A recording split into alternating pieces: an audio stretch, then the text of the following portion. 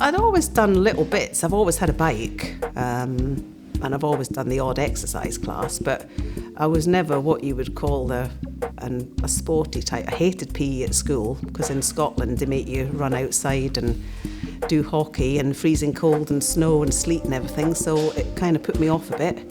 But if anyone had said to me years ago that you'd become an exercising teacher, I thought they were insane. I woke up one Saturday morning and couldn't move, so I thought I'd had a stroke. Bob was at work because he was a postie at the time, and I phoned up the doctors, the emergency, and they had me in for 2 hours of testing, and they said, well, the good news is we know what's wrong with you, but the bad news is you've got systemic lupus erythematosus, which is an autoimmune disease. And he looked so grim that I actually said to him, how long have I got? Because he really did look as if that was it. And the next bit of news was going to be telling him how long I had, a few weeks or whatever. So he said, oh, it's not quite that bad these days. You might live till 50. Well, at the time I was 32, so it didn't seem that long away. To find the right cocktail of drugs took ages because I kept getting bad side effects. So I was literally just working, coming home, going to bed. Bob would wake me up to give me something to eat and I'd go back to sleep again. And this went on for a few years and I thought, this is not going to be my life. So I suddenly thought, well, there's a gym at work where I work. If I try and use that, drag myself up there after I've done my day's work, and see if I can get myself any fitter and I might be able to reduce the medication. Not realising that I was going to get so fit that I could come off all the drugs. So after 6 years after diagnosis, I managed to come off all medication and stayed drug-free for 16 years. Get the mindset right and you can do anything. Debbie is the most inspirational person we can think about. We come in on a wet Monday morning and she says, oh, yesterday I was over the Isle of Wight. We did 10 miles cycling up the hill, then 10 miles swimming, and then 10 miles running. He said, it was great. My gosh, there was I lying in bed thinking, how to get up and make the porridge. Oh my goodness me. I just love to see people enjoying sport, no matter what their activity is. People will say to me, oh, I don't like exercise. And I think, well, have you tried them all? Because there's got to be something for everybody. So try everything, because there must be something that you will become passionate about. And it's just so good for you. It just makes you feel better, it makes you feel more alive, you make new friends, you're out in the fresh air. It's just wonderful. I just love sport and I love seeing people enjoying it. She's a megastar, yes. I met her through running. We were running the Bognor 10K and this annoying Scottish lady chatted to me all the way round, and I was thinking, oh my goodness, I wish she'd not chat all the way round, because I can't chat when I'm running a 10K. And she chatted all the way round, and we've been friends ever since.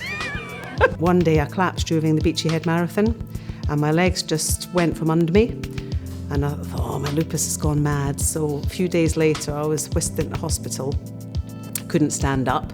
So they thought it was the lupus, so they did a few tests and said, well, it's not your lupus, but I'm afraid you've got another autoimmune disease, but we don't know what it is. So you're going to have to go to Neurological Southampton.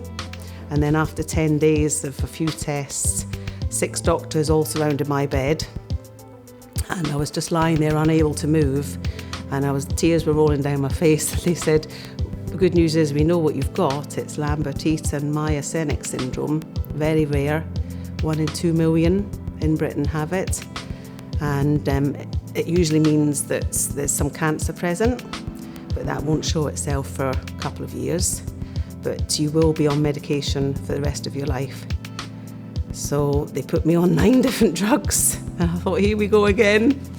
And then a few days later, my husband was visiting me and the specialist nurse came in and she said, well, we'll help you to fill out the disability forms because you won't be able to work again.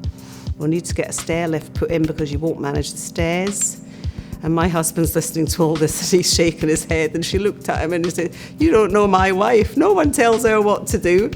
And I said to this nurse, I says, I'm not going to need a stair lift and I will work again and I'm going to run again. And her and the 6 doctors were all just looking at me, all shaking their heads. So after 6 weeks in hospital, 3 months later, I did my first run. So I sent them all a photograph, and I believe it's still on the wall in the Neuro Southampton ward. So that was that. Debbie, she's a great inspiration, an absolute inspiration. She is fantastic, the way she can bring everybody out and together and have a laugh, and you know, you go home and you think, oh, the world's a lovely place then. She's done all sorts of interesting things in her life, and she's written a book about how to conquer lupus, right, by exercise, and she's a really inspiring teacher, I think. I mean, I've got people who, they'll come to me and they'll say, oh, do you know what, I've reversed my diabetes because I've been exercising regularly and I don't need my inhaler anymore. The doctor said my breathing's improved so much. And that is fantastic to hear stories like that. Diet and lifestyle and who you mix with. I don't mix with energy drainers. Any doom and gloomy people, drop them, because they're not going to do you any good. So I need to mix with, and that's what I love about sport and coaching, is because people who do sport are generally pretty happy people. And that's the sort of people that I surround myself with. So if you're happy, you're going to live longer.